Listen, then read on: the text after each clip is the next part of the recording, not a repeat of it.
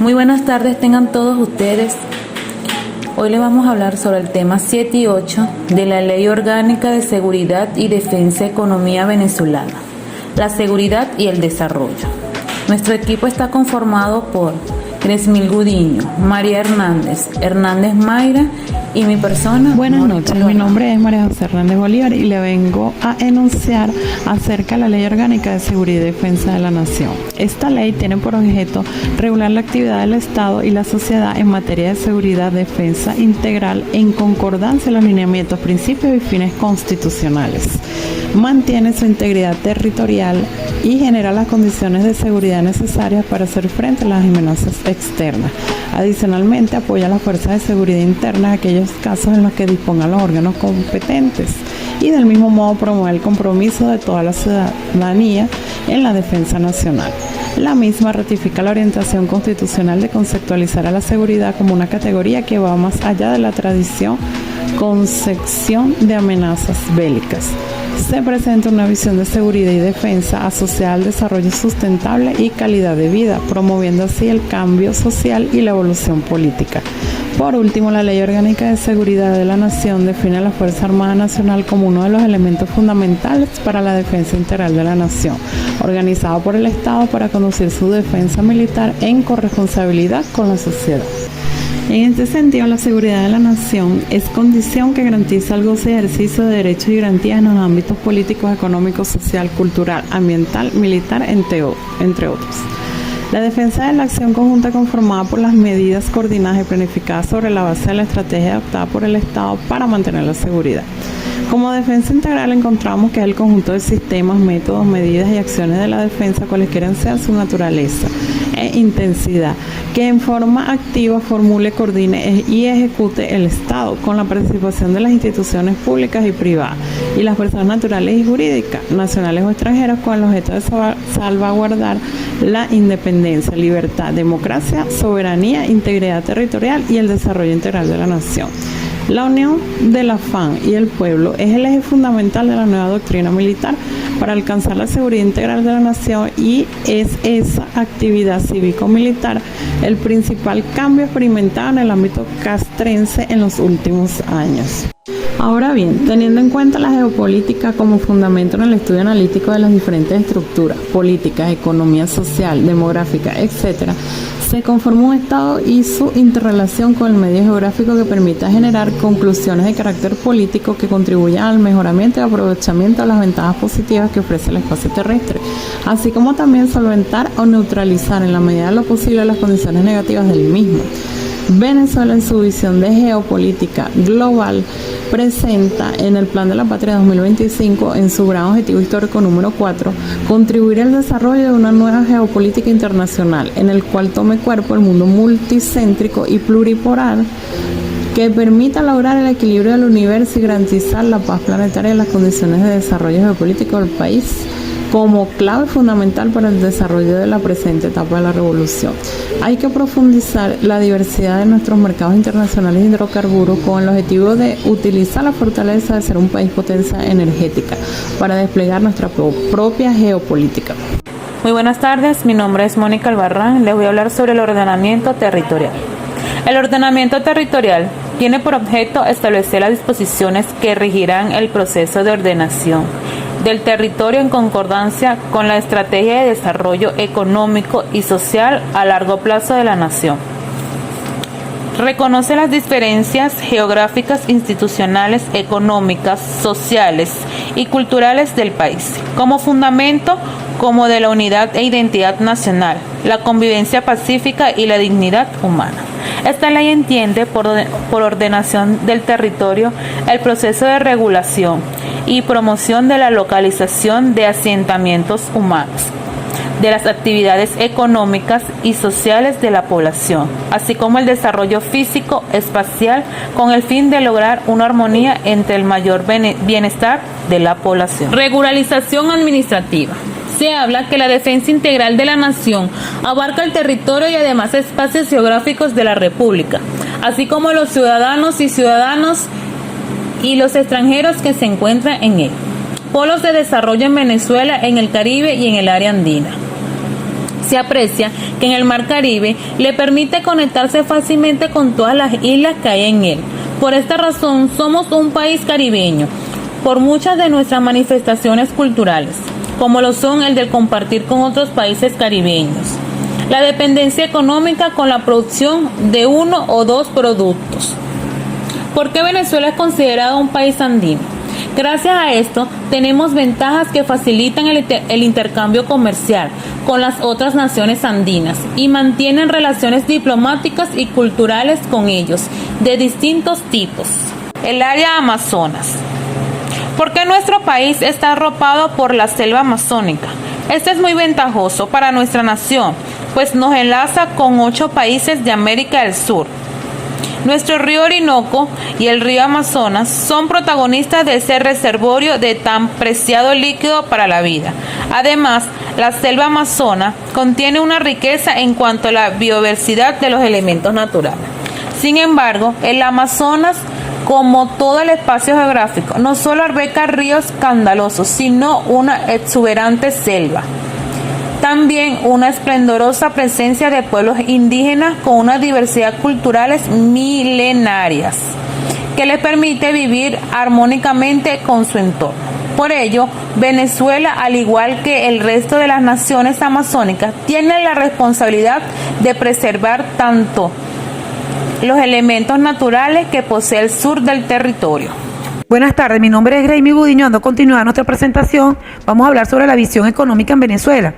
En este sector se encuentran 3 grandes áreas de enorme productividad: la actividad petrolera, la petroquímica, la producción gasífera y la producción hidroeléctrica.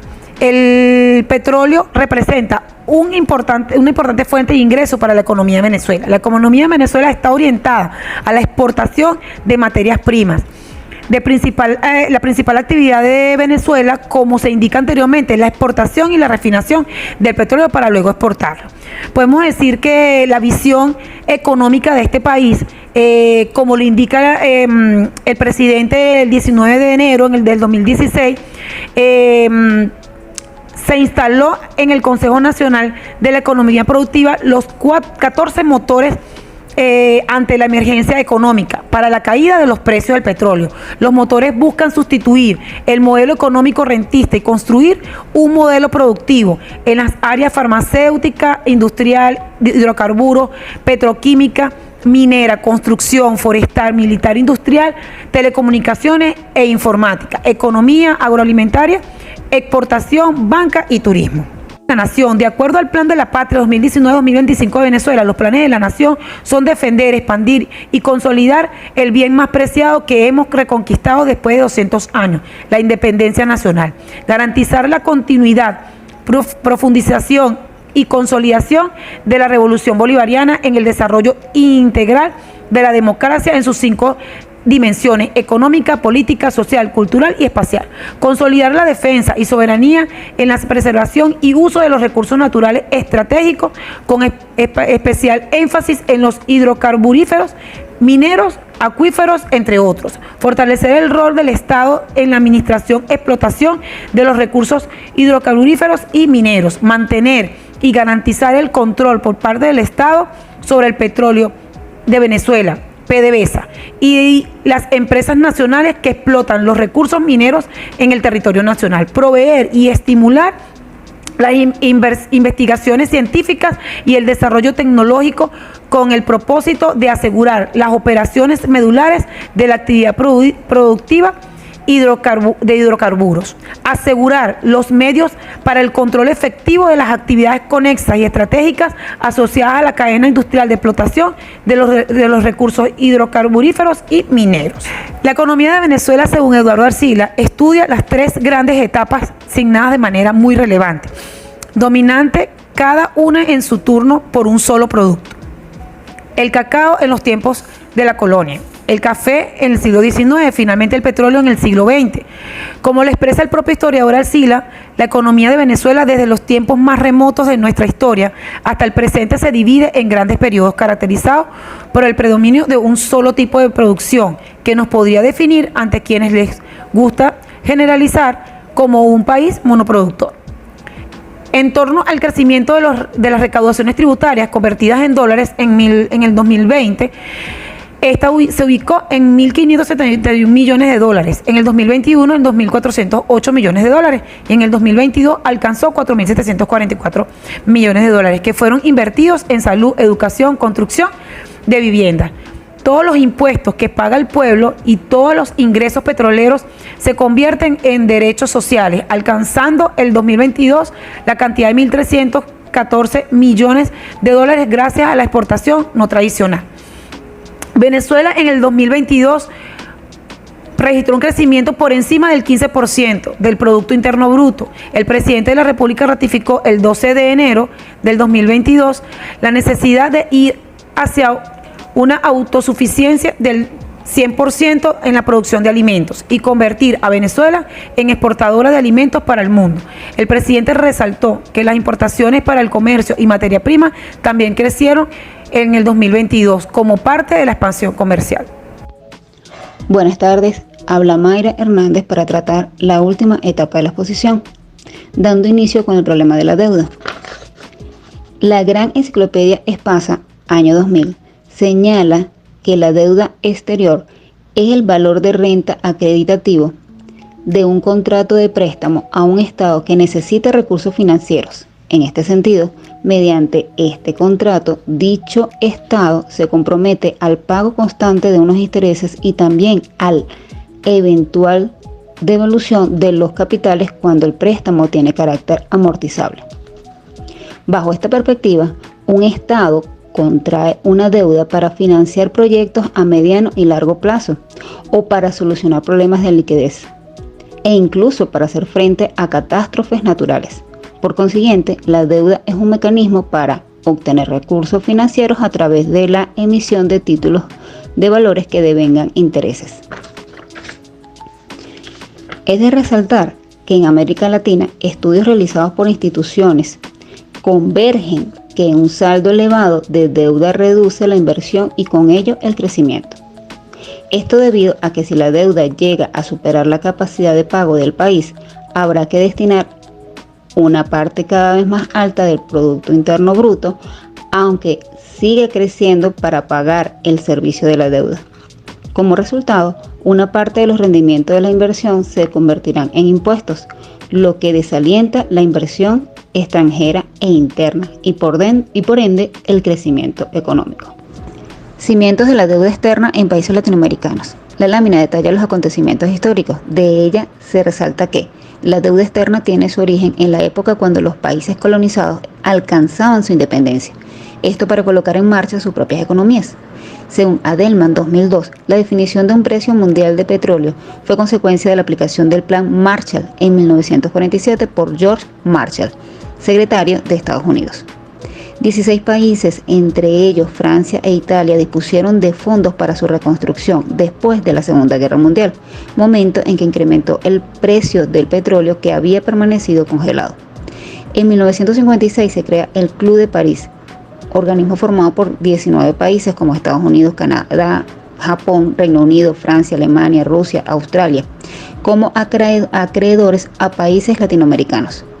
El 14 de septiembre de 1960 se crea la OPEP por Arabia Saudita, Irak, Irán, Kuwait y Venezuela, con la intención de evitar la fijación de precios del crudo. En 1973, bajo la presión de la inflación desencadenada en Occidente, la OPEP comenzó a administrar el mercado de petróleo de forma directa, fijando los precios del petróleo en forma unilateral. Países del sur se endeudaron con diversos fines, entre ellos impulsar el desarrollo e inversión pública en sanidad, de educación, infraestructura, promover la industria. En 1979 se enfrenta a un nuevo punto de inflexión con respecto a la deuda externa. Los tipos de interés de la deuda comienzan a subir como consecuencia de una apreciación del dólar. Como consecuencia, el comercio exterior se frena y los países del sur ven frenada la entrada de las divisas. En este contexto, en 1982, algunos países declaran su imposibilidad para hacer frente a su deuda externa. En este nuevo panorama dio lugar a lo que hoy se conoce como los planes de ajuste estructural, que incluye medidas económicas financieras por parte de los países y organismos acreedores para que sean cumplidos por los países deudores, para el otorgamiento de nuevos préstamos o refinanciación de sus préstamos. El problema de la deuda, según Planta 2015, es de gran trascendencia negativa para un país, pues deben enfrentar la dificultad de obtener nuevos créditos en caso de necesidad, la obligación de duras condiciones por parte de los acreedores, incluyendo las políticas económicas restrictivas, el desarrollo e incremento de la inflación que hace aún más difícil pagar la deuda, una espiral de empobrecimiento, un errado manejo de políticas económicas internas que confluyen en crisis económicas, la corrupción política, entre otros. Los efectos devastadores de la deuda son más notables en los países en vías de desarrollo.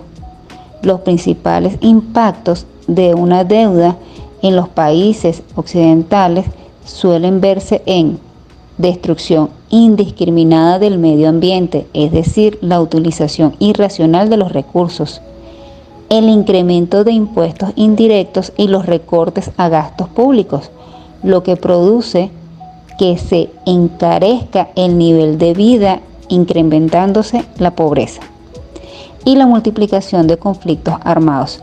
Según distintas investigaciones, se considera que en la actualidad existen alrededor de 30 conflictos armados que en muchos casos son no declarados.